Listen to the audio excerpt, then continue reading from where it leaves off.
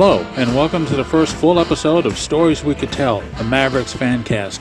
I'm your host, Mark Potter, and today I'll tell you the story of my Mavericks origin story. But first, here's the latest in Mavericks-related news.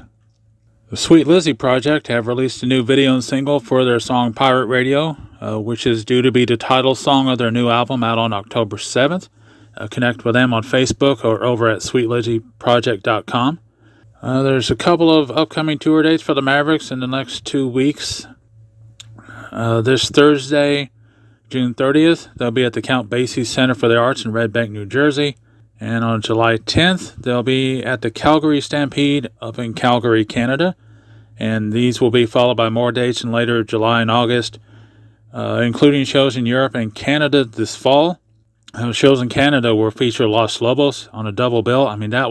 Two of my favorite bands touring together. I would love to see that combination live, but alas, I continue to dream. But on July 21st, I'll be at the Mavericks show in Tulsa, Oklahoma at the River Spirit Casino. I know some friends will be there, and maybe, just maybe, there will be a Mavericks carpool karaoke, but that's for later. As always, head to the mavericksband.com for all official tour dates and links to buy tickets. Always go to the Mavericks Band, all one word, themavericksband.com, for links on how to buy tickets. This past Sunday, June 26th, Eddie Perez, guitar player extraordinaire in the Mavericks, it was his birthday. So here's to the best-dressed guitar slinger on the planet, known for his animated stage moves, his tasty guitar licks, and his gracious personality. Such a joy over the years whenever I've had the opportunity to interact with him, always a smile on his face. So happy birthday, Eddie, wherever you may be. And earlier today, as I'm recording, it's June 28th, the Outlaw Country Cruise 7 was announced, scheduled to disembark from Miami, Florida on February 21st, 2003, returning 6 days later on the 27th. Now just check out just some of the lineup on the schedule besides the Mavericks. Jerry Lee Lewis's sister, Linda Gale, Rosie Flores, the Super Suckers, Carlene Carter. Oh my God, I would love to see Carlene Carter. Steve Earle and the Dukes, Lucinda Williams, and more. If you're interested, go to outlawcountrycruise.com for more information and to get in on the pre-sale, which is happening now. Last Saturday, I posted a 2.5-minute trailer for this episode, or for this podcast, and there has been quite a lot of feedback over on Facebook, a lot of encouragement from a lot of people. Last I checked, there's been about over 100 people have checked out the podcast on Podbean and have listened to it, that's awesome. That's just incredible. This is something new for me, and it's quite moving that there are people who are interested and want to support this. So just some of the people who have offered their support and commented have been Pat Bradshaw, Hillary Shemin, Ken Moose Whiteside, Greg Sears, Edwina Lambert, Sherry Wells, and others have commented, as I said, over on Facebook. And Myra Dean, special thanks to her for her kind comments as well. She posted on the Facebook group that she started, Myra's Mavericks Memorabilia, the following post, which I will now read in its entirety with her kind permission, of course. She wrote, "I started this fan page because I wanted to know all things Mavericks. Some people have suggested strongly that I should start a podcast, but I'm older, retired, somewhat technology challenged, and I wanted to learn about the Mavericks because I don't know everything. Frankly, friends, it sounded like work. But your desires have been answered. One of our group experts, Mark Potter, who really is qualified to do a podcast, has started one for all of us. I've gotten to listen to his introduction. We're in for a treat. He will be posting right here, so please check out Stories We Could Tell, a Mavericks FANcast." Thanks, Myra. That means a lot. I know you started your Facebook group because you wanted others to share their stories, the memories, a place to share your collections, which a lot of people have. How long has it been now? 3-4 years since you started the group, and it's an incredible resource for everyone in the Mavericks. I highly recommend anyone who's interested in joining. There's a funny story related to Myra. We were in Kansas City 2 months ago in May for the Mavericks 3-night run at Knuckleheads, And while we were there, Myra offered to adopt me until she found out how much my record collecting habit can cost. We were at Vinyl Renaissance in Overland Park, Kansas, where the Mavericks did an in-store appearance, answering questions from fans, taking photos, signing autographs.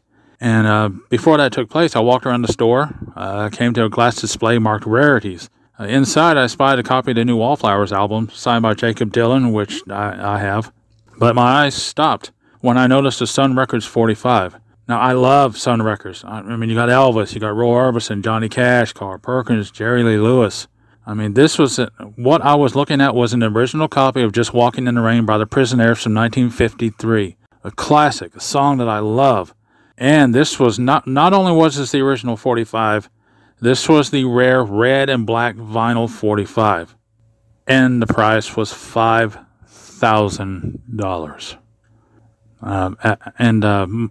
After learning that, Myra declined her offer to adopt me. Oh well.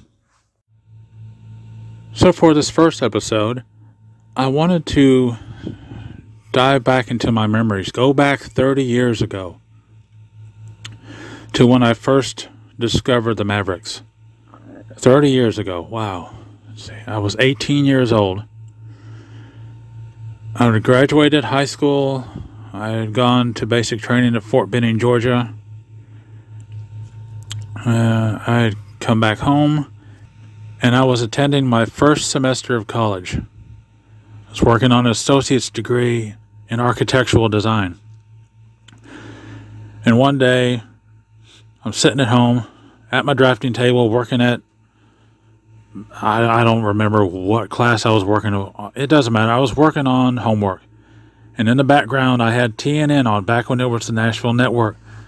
Just for background noise, had the afternoon music video program. And by that time, I had given up on Top 40 radio. I got to the point where I had enough records on my own that I'd rather listen to those. But I still watch music videos because I might hear something new. I might discover something new. I mean, at the time, my favorite bands were Def Leppard and Aerosmith, Guns N' Roses, Metallica's Black Album had come out the year before. You had U2. I was into Dwight Yoakam, Randy Travis, the early Garth Brooks, Van Halen, the Beatles, Elvis Presley. I mean, even then, I already had a wide range of musical taste. Basically, my ears were open to anything that would catch my ear, sounded interesting. It didn't matter what it sounded like, as long as it piqued my interest. It was good. So this one day in the fall of 1992, I'm there at the drafting table, hunched over it, working at whatever I was working on, and in the background, I hear lyrics that I recognize, although I didn't recognize the way the song was performed. And the first two lines were, "Hey, hey, good looking, what you got cooking? How's about cooking something up with me?" And that caught my ears. I mean, I stopped working on whatever I was working on. I turned around to the TV to see who this band was, because while I recognized the song as "Hey Good Looking," originally by Hank Williams, this version of the song was rocked up. I mean, this is a rockabilly version of it. I mean, at a really fast tempo. You know, there was an electric guitar solo. There was a fiddle break in the end, or during the solo section. And when I turned around, there was this band. It looked like they were in a roadhouse somewhere, in a small town somewhere. The singer behind the microphone was all dressed in black, maybe a little nod to Johnny Cash. The drummers in the back, just slamming away on the drums, driving the song. The bass player It was, it was setting that bottom end down, driving that engine. The guitar player, I mean, I didn't know who these guys were. I was just transfixed. I just, the way they were performing the song written by Hank Williams, just, it was awesome. I mean, it was a fresh new take. I mean, they had taken what was originally a slow, almost dirge-like country song from the early 50s, and this band, whoever they were, had rocked it up. I mean, they were ripping this song a new one. I mean, this. Plus, they didn't look like the other top 40 country bands at the time. The lead singer had a ponytail. They had a woman in the back on fiddle. It was just exciting to hear this song that I knew in this new way. The crowd and the Roadhouse is dancing. The band's rocking the place up. You got the ceiling fans going. There's sweat going on. I mean, I forgot what I was working on. I had, at that moment, I had to know who this band was. And at the end of the video, the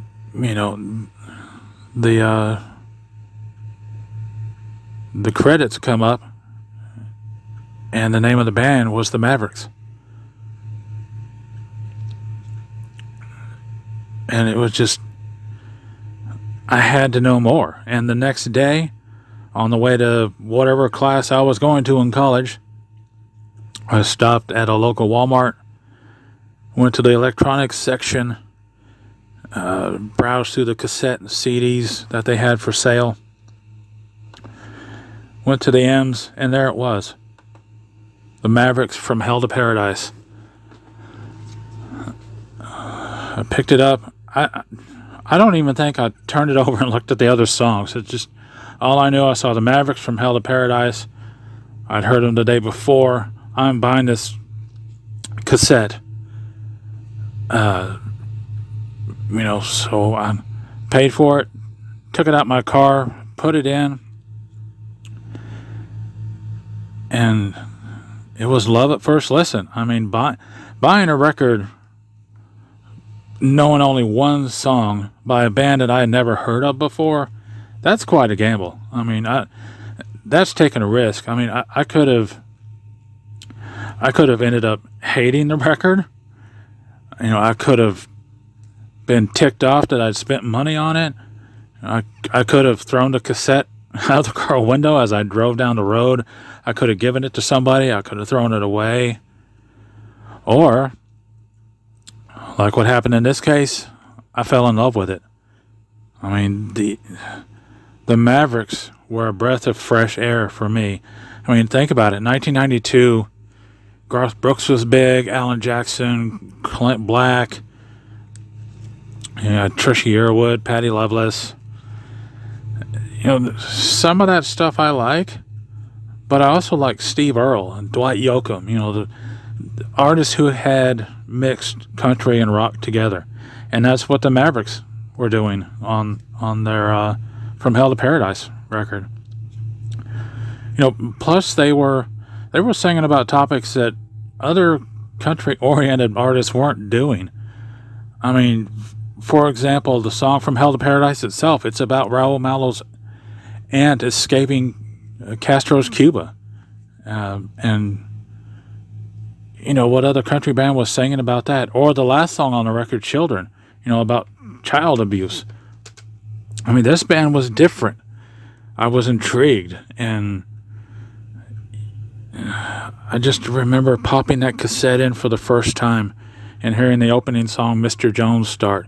This song about someone going back to somewhere where they used to live and finding out that someone else lives there now. I mean, it's someone else is making memories there. You don't live here. Life has gone. Life has moved on. I mean, this cassette. Well, eventually I did buy the CD, which I still have. It was a constant in my car for quite a while. I can remember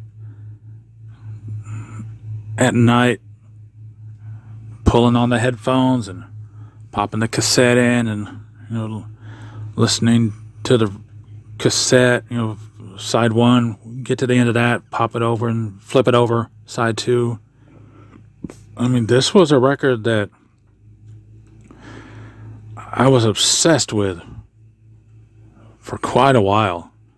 I mean, any time I discover an artist like that, or just hearing one single song one time and instantly knowing I have got to buy this record, either now or tomorrow. Either way, I'm buying this record. I have got to find out more. I've got to hear more. What else have they done? Who are these guys? And that's how it started for me. I mean, 2 years later, when What a Crying Shame came out, I was working in radio. Hearing those, Oh What a Thrill and What a Crying Shame and There Goes My Heart. Seeing the videos on TV and hearing those great singles blasting out of the monitors at the radio station, and then finding out that the Mavericks had recorded an album before From Hell to Paradise. I mean, that was my first holy grail. I mean, just to find out there was another record. Can I find it? What does it sound like? Where can I find this? And oddly enough, I found it at Walmart. Stopped in one night before I went to the radio station, and there it was, the Mavericks' first record on Y&T, the only copy in the rack. I picked it up, just like From Hell to Paradise. I bought it within 5 minutes of finding it in the rack. Like, this was mine. Like, I didn't want anyone else to get it. I was taking it with me. It was mine. And ever since then, I mean, it is hard for me to realize that it's been 30 years since I first heard the Mavericks. And while there's other, there's other bands that have come and gone in my music collection. Some I like for a certain period, some I like a single record or a song, or just a best of was enough. But the Mavericks are one of those bands that once they caught my ear that single time with Hey Good Looking, they've never let go. I mean, 30 years later, I mean, I just think of, the people I've met, the experiences I've had. I mean, it's incredible to think. I'm 48 years old now, and for 30 years of my life, this band has been part of it. And will continue to be. I mean, I'm never getting off this ride. I've got a lifetime pass on this train, buddy. I am not letting go.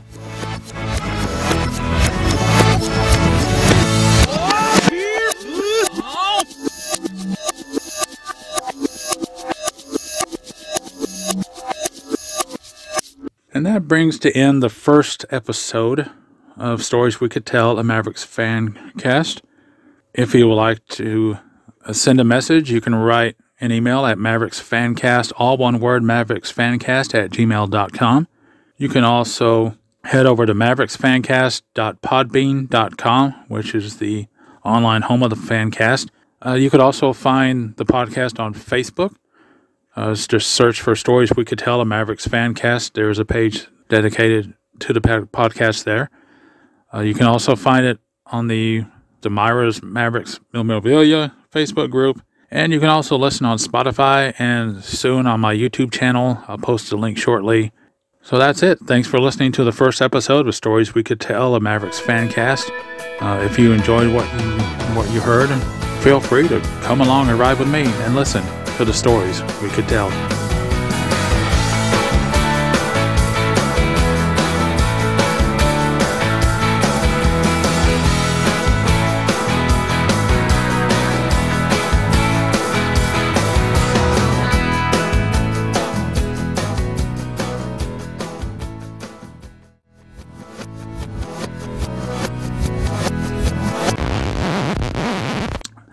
We were at Vinyl Renaissance in Overland Park, Kansas, where the Mavericks